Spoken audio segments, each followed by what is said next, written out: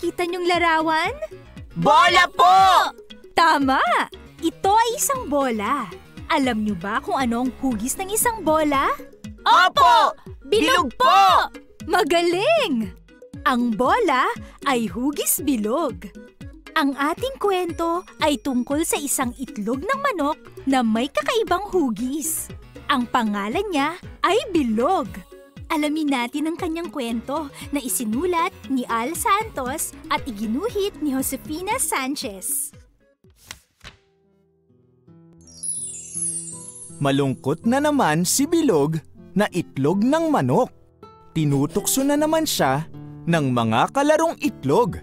Sabi ni Inahing Manok, bilog ang buwan nang isinilang si Bilog. Kaya ibang-iba ang kanyang ayos. Hindi matulis ang tuktok, hindi malaki ang batok. Mga bata, bakit daw malungkot ang kaibigan nating si Bilog? Malungkot po siya dahil sa kanyang itsura. Hindi po siya katulad ng ibang mga itlog na matulis ang tuktok at malaki ang batok. Oo nga no.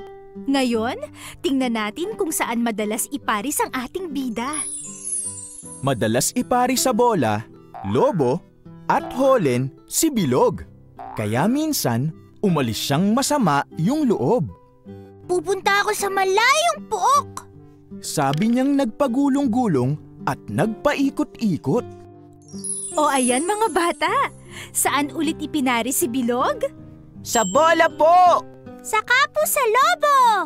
Pati po sa holen! Tama kayo mga bata! Kaya lang, talagang masama na ang loob niya.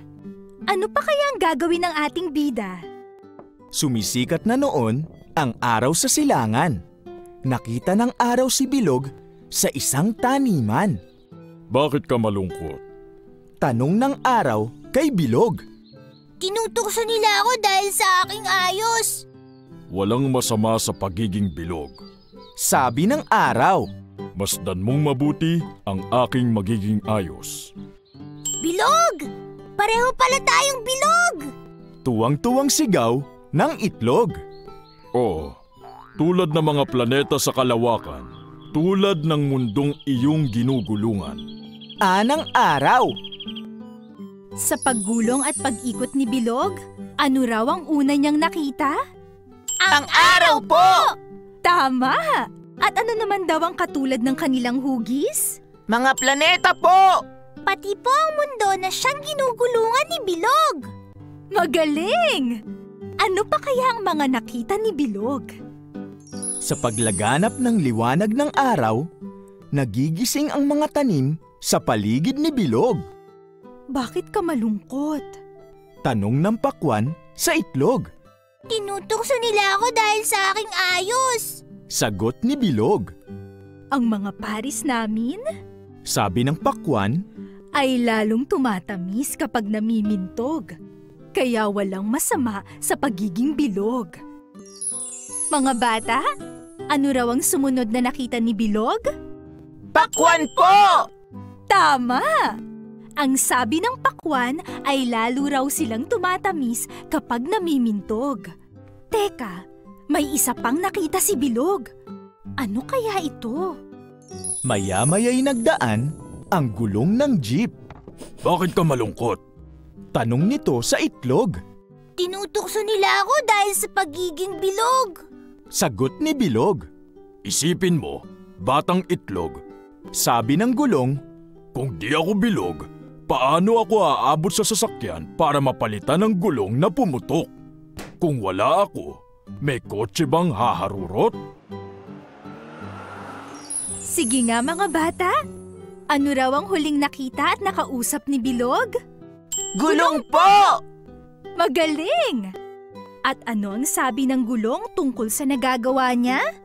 Ang gulong daw po na nakausap ni Bilog ang pamalit sa isa pang pumutok na gulong. At ito rin po ang dahilan kung bakit ang ibang sasakyan ay nagagawang humarurot. Mahusay mga bata! Sa palagay nyo, may natutunan na kaya ang ating bida matapos ang maghapon niyang paglalakbay? Alamin natin. Ginabi na sa pag-iisip si Bilog.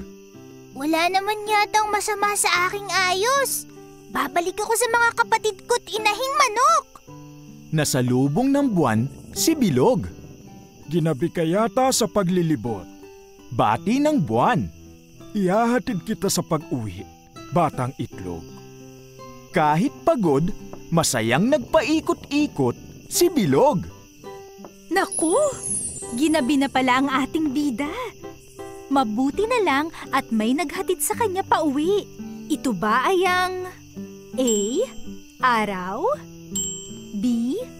Buwan, C. Gulong. Buwan po! Tama!